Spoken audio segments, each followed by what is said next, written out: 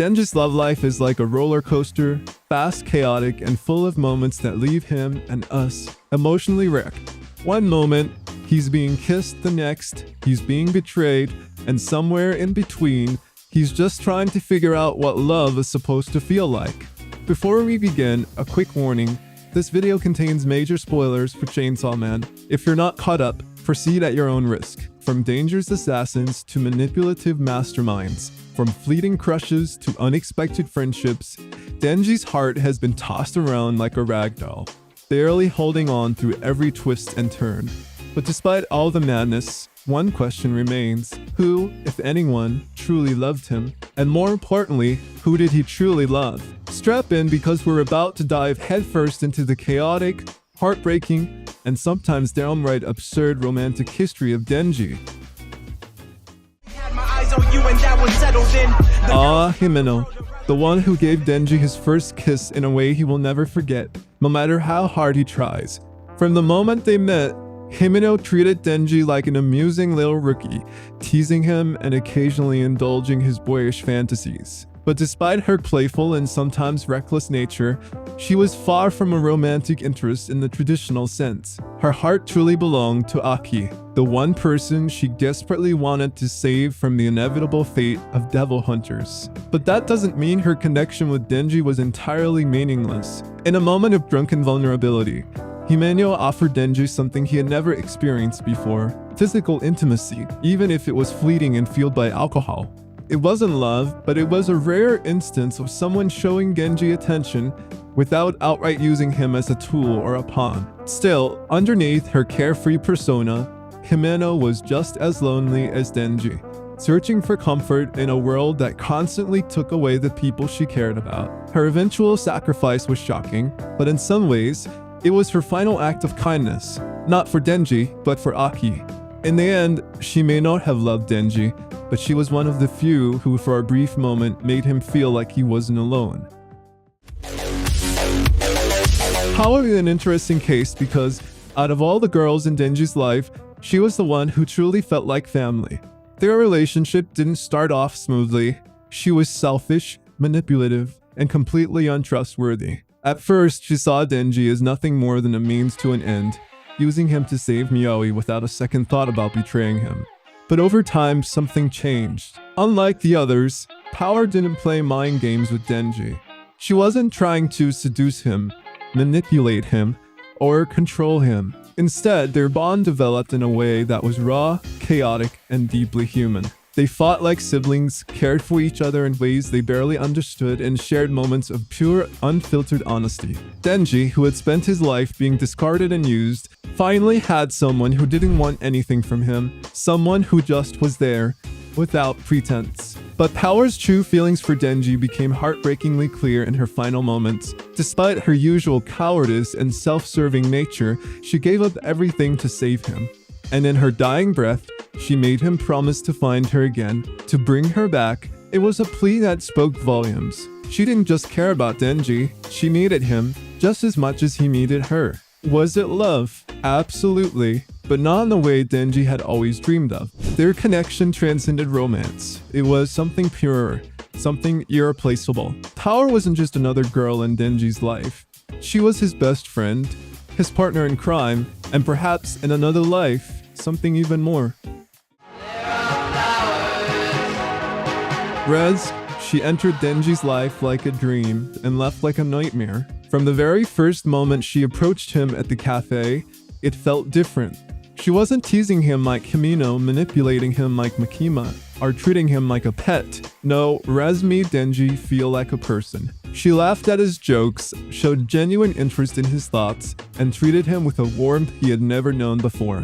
For the first time, it seemed like Denji might actually get to experience a normal romance.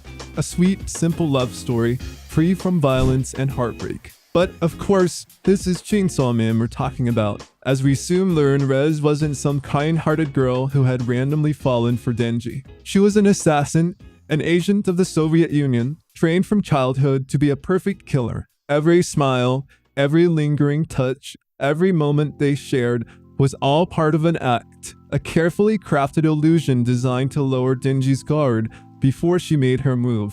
And yet, something changed. Despite having every reason to see Denji as nothing more than a target, Rêze hesitated. Somewhere along the way, her act became real. She saw something in Denji that made her question her mission, something that made her want to run away with him, if only for a fleeting moment. It didn't matter in the end. Makima ensured that their story ended in tragedy, but for Denji, it was the closest he had ever come to experiencing real affection. Would they have worked out? Probably not. Even if Rêze had truly chosen him, their world was too cruel to let them be happy. But for a brief shining moment, Denji had a glimpse of what love could be, before it was ripped away from him in an explosion of blood and regret. これ、君がやったの? Denji was completely head over heels for Makima from the very start. She was everything he ever wanted. Beautiful, kind, or so he thought. And the first person to ever treat him with even a shred of genuine care. She gave him food when he was starving, a purpose when he had none, and a dream of a better life. To a boy who had known nothing but suffering, Makima seemed like an angel. But let's be real, this was never love. Makima never saw Denji as a person. To her, he was a tool, an obedient dog to be praised when he performed well and punished when he strayed from her control. Every act of kindness was calculated.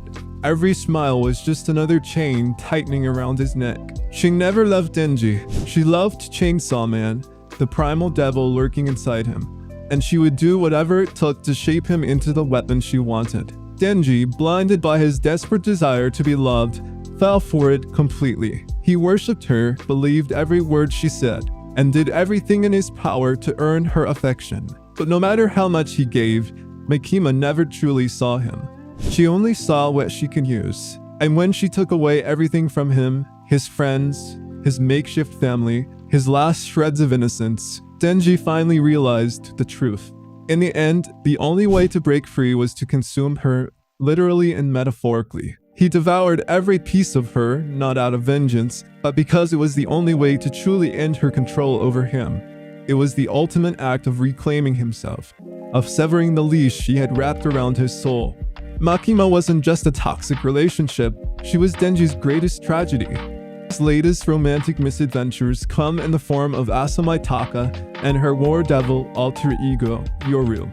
Ace's interactions with Denji are, well, let's just say they're filled with secondhand embarrassment and emotional turmoil. Unlike the other girls in his life, Ace isn't actively manipulating Denji, at least not intentionally. Instead, she's constantly battling her own insecurities, trust issues, and the overwhelming pressure of her mission. At first, Asa sees Denji as nothing more than an annoyance, a weirdo with bad manners, an obsession with cheap food. But the more they interact, the harder it becomes for her to stick to that perception. She's caught in a constant push and pull, sometimes showing genuine interest, only to shut down the moment things get too real. Every step forward is immediately followed by an awkward self-sabotaging retreat. Yet, despite all of Ace's resistance, moments of real connection keep slipping through. She sees sides of Denji that she didn't expect.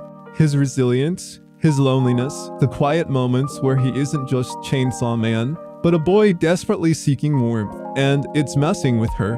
Asa struggles to make sense of her feelings, wavering between seeing Denji as an obstacle, a nuisance, or, worst of all, someone she actually likes.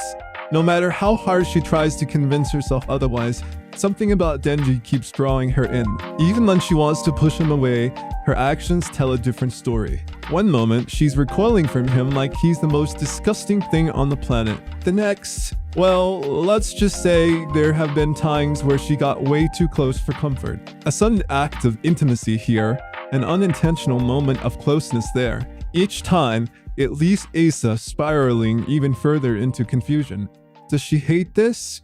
Or does she hate how much she doesn't hate it? Meanwhile, Yoru couldn't care less about Ace's inner turmoil. To her, Denji isn't a person.